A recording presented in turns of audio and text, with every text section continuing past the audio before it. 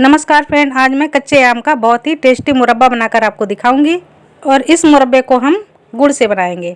तो गुड़ का ये शानदार मुरब्बा पूरे साल तक ख़राब नहीं होगा। इस मुरब्बे में हमने किसी तरह के कलर या प्रिजर्वेटिव का इस्तेमाल नहीं किया है। तो आइए देखते हैं 20 मिनट में बनने वाली इस रेसिपी को कैसे बनाते हैं। तो इसके लिए हम लेते हैं कच्चे आम। ये 1 किलो आम है। इनको हमने धो करके साफ करके पोंछ लिया है। अब ये सूखे हो गए हैं, इनका हम छिलका निकालेंगे। ये देसी आम है, खट्टे वाले, इनका गूदा खट्टा है। तो इनको सबसे पहले हम छील लेते हैं। मुरब्बा के लिए हम किसी भी क्वालिटी के आम का यूज़ कर सकते हैं। अगर वो ज़्यादा खट्टा वाला आम है तो गुड़ की मात्रा या चीनी की मात्रा थोड़ी सी बढ़ा दी जाती है, और अगर वो खट्टा नहीं है तो थोड़ी सी मात्रा कम कर दी जाती है।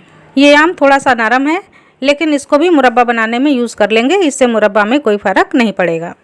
तो ऐसे आप जितना भी मुरब्बा बनाना चाहें उतने आम छील लें। यहाँ पर इस तीसरे आम को भी हमने छील लिया है। अब इन 3 आम को हम कद्दूकस करेंगे। बाकी के आम अभी हम साइड में करते हैं और देखते हैं कि कद्दूकस किया हुआ कितना गूदा निकलता है। तो इस तरह से कोई कद्दूकस ले लें, छोटा हो या बड़ा, जिससे आपको आसान लगे। ऐसे कद्दूकस या ग्रेटर से ग्रेट कर सकते हैं। तो इस तरह से हमने इन तीनों आमों को कद्दूकस कर लिया है। और ये जो गुठलियाँ बची हैं इनमें थोड़ा थोड़ा गूदा भी चिपका हुआ है। तो इस गूदे को हम चाकू की सहायता से छोटा छोटा काटेंगे, बारीक बारीक। इस तरह से हम पूरा गूदा निकाल लेते हैं। फ्रेंड, आप अपने घर में गुड़ का मुरब्बा बनाते हैं या नहीं, मुझे कमेंट बॉक्स में लिखकर बताइए। और आप कैसे बनाते हैं मुझे ये भी बताइए। तो अब कच्चे आम के लच्छे तैयार हो गए हैं। इनको हम किसी बर्तन में रखकर मापेंगे। आम से हम इसलिए नहीं नापते हैं क्योंकि किसी आम में कम गूदा होता है, किसी में ज़्यादा होता है। तो हम सीधे से गूदे को ही माप करते हैं। तो यहाँ पर हम बाउल भर रहे हैं। ये 1 बाउल हमने लच्छे भर लिए हैं। अब हम इनको वज़न करते हैं, देखते हैं ये कितने हैं। तो ये देखिए, हमने वज़न किया और ये निकले आधा किलो, 515 ग्राम। तो ये आधा किलो के करीब आम का क्रश है।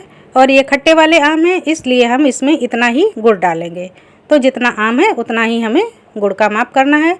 तो ये आधा किलो गुड़ मैं लेकर आई थी। ये देखिए पूरा पूरा गुड़ है और इसका हम बराबर बराबर माप करते हैं। तो जितना कद्दूकस किया हुआ कच्चा आम है उतना ही गुड़ है, ये दोनों बराबर बराबर हैं। तो गुड़ का माप तो हो गया। अब मैं आपको चीनी का माप भी बता देती हूँ। तो ये मैंने 1 बाउल चीनी ले ली और दूसरे सेम बाउल में आम का गूदा ले लिया। तो ये क्रश किया हुआ जो आम है ये दोनों बराबर बराबर हैं। तो अगर आप चीनी का बनाएं तो एक ही समान बर्तन में नाप के बना सकते हैं, और अगर गुड़ का बनाएं तो गुड़ को तोड़ना पड़ता है, इसलिए उसको माप करना ज़रूरी होता है। तो अब आम को हम एक बड़े बर्तन में डाल लेते हैं। ये हमने बड़ा बाउल लिया। अब हम इसमें गुड़ को डालेंगे। तो ये जो गुड़ है इसको अभी तक हमने तोड़ा नहीं है, बारीक टुकड़े कर लेते हैं और इन्हीं आम के लच्छों में मिला देते हैं। तो ये आधा किलो गुड़ और आधा किलो आम का गूदा, इनको अच्छी तरह से अब हम चम्मच से मिक्स कर देंगे। अब गुड़ आम के साथ मिल करके अच्छा पानी छोड़ेगा, इसमें थोड़ा टाइम लगेगा। तो 4 से 5 घंटे के लिए हम इसको ढक करके रख देते हैं। 4 घंटे हो चुके हैं, खोल करके देख लेते हैं। तो ये देखिए बहुत बढ़िया गुड़ घुल गया है, काफ़ी लिक्विड हो गया है। तो इसको अच्छे से चम्मच से हिला देते हैं। जो कुछ गुड़ के टुकड़े रह गए हैं इनको हम अच्छी तरह से फेंट करके तोड़ लेते हैं। और अब हम लेते हैं एक कढ़ाई, उसमें सारे मिश्रण को डाल देते हैं। गुड़ और कच्चे आम को हमने कढ़ाई में डाल दिया है। तो अब हम चलते हैं गैस की तरफ। गैस चालू कर देते हैं लो टू मीडियम फ्लेम पर। अब हमें गुड़ और आम को पकाना है और हिलाते हुए पकाना है, नीचे से तली से, और धीमे धीमे हिलाते जाएंगे, पकाते जाएंगे, हाथ नहीं रोका। ध्यान रहे कच्चा आम खट्टा होता है, इसके लिए हम लोहे की कढ़ाई या एल्यूमिनियम की कढ़ाई का यूज़ नहीं करेंगे। नॉन स्टिक बर्तन या स्टील के बर्तन का ही यूज़ करेंगे। तो इसी तरह से पकाते रहें। 15 से 20 मिनट में ही सारा पानी सोख लेगा। आम काफ़ी गाढ़ा हो गया है, लेकिन अभी थोड़ी सी कसर बाकी है। तो 5 मिनट अभी हम और पका लेते हैं। 5 मिनट और हो गए हैं। अब हम थोड़ा सा लिक्विड लेते हैं और एक प्लेट में डालते हैं, इसको टेढ़ा करते हैं। अगर ये एक साथ फिसलकर नीचे आ जाता है तो ये कच्चा माना जाता है, लेकिन ये धीरे धीरे नीचे आ रहा है, यानी कि चाशनी तैयार हो गई है। तो अब इस चाशनी को हम ठंडा करके थोड़ा उंगली से और टेस्ट कर लेते हैं। तो ये देखिए एक तार की चाशनी आ रही है, बीच का जो तार है ये टूट नहीं रहा है, यानी कि गुड़ की चाशनी तैयार हो गई है। तो अब हम इसी जगह पर गैस को करेंगे बंद और मुरब्बा को ठंडा होने के लिए छोड़ देते हैं। अब इसको इसी तरह से 50 मिनट के लिए छोड़ देते हैं और ठंडा होने के बाद आपको दिखाते हैं। ये देखिए 50 मिनट हो चुके हैं और मुरब्बा पूरी तरह से ठंडा हो गया है। अब इसको हम चलाकर देख रहे हैं ये कितना गाढ़ा हो गया है ना। जितना पतला पहले था उतना बिल्कुल भी नहीं है, काफ़ी गाढ़ा हो गया है।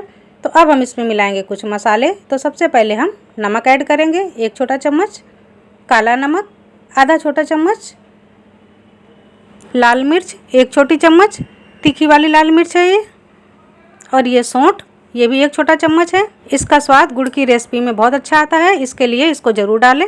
और ये भुना हुआ जीरे का पाउडर है, ये भी 1 छोटा चम्मच है। इतने मसाले डाले जाते हैं और इन सभी का स्वाद बहुत ही बढ़िया आता है। तो अब सारे मसालों को हम अच्छी तरह से मिला देते हैं। पकाते समय हम किसी भी मसाले को नहीं डालेंगे, सारे मसाले हमें नीचे डालने हैं क्योंकि इन मसालों को नहीं पकाना है। और अब ये हमने एक कांच की बर्नी ले ली है, इसको अच्छी तरह से धो करके साफ करके सुखा लिया है। इसमें हम मुरब्बे को भर देते हैं। ध्यान रहे हमें साल भर रखना है, तो पूरी तरह से धोकर सुखाया हुआ बर्तन हो। और स्टोर भी उसी समय करें जब पूरी तरह से मुरब्बा ठंडा हो जाए। कहीं इस मीठे आम को मुरब्बा कहते हैं और कहीं पर छुंदा कहते हैं, अलग अलग नाम हैं, लेकिन ये बहुत ही बेहतरीन चटनी लगती है। इसको बना करके आप साल भर के लिए रख लीजिए। पूरी, पराठा, कचौड़ी सभी के साथ बहुत अच्छी लगती है। ब्रेड के ऊपर भी इसको जाम की तरह लगाकर खा सकते हैं, ये बहुत ही टेस्टी लगता है। तो इस तरह से हमने सारा मुरब्बा तैयार कर लिया और इसको एक बर्नी में भर दिया। तो बताइए फ्रेंड, ये मुरब्बा आपको कैसा लग रहा है? बहुत ही आसानी से बन गया, मात्र 20 मिनट में। और ये इतना सिल्की स्मूथ बना है, टेस्ट में भी ये उतना ही बेजोड़ है ना आसान। बिल्कुल 20 मिनट में बन जाने वाला गुड़ का मुरब्बा। तो फ्रेंड, अगर आपको मेरी ये रेसिपी पसंद आए तो लाइक ज़रूर कीजिए। और अगर आपने ये रेसिपी को बनाया है तो भी मुझे कमेंट में बताइए कि आपने कैसे बनाया है। और नहीं बनाया है तो अब बना कर रख लीजिए। तो अब आप परिवार के साथ इस मुरब्बे का आनंद लीजिए। अगर आप नए हैं तो चैनल को सब्सक्राइब भी कर लीजिए।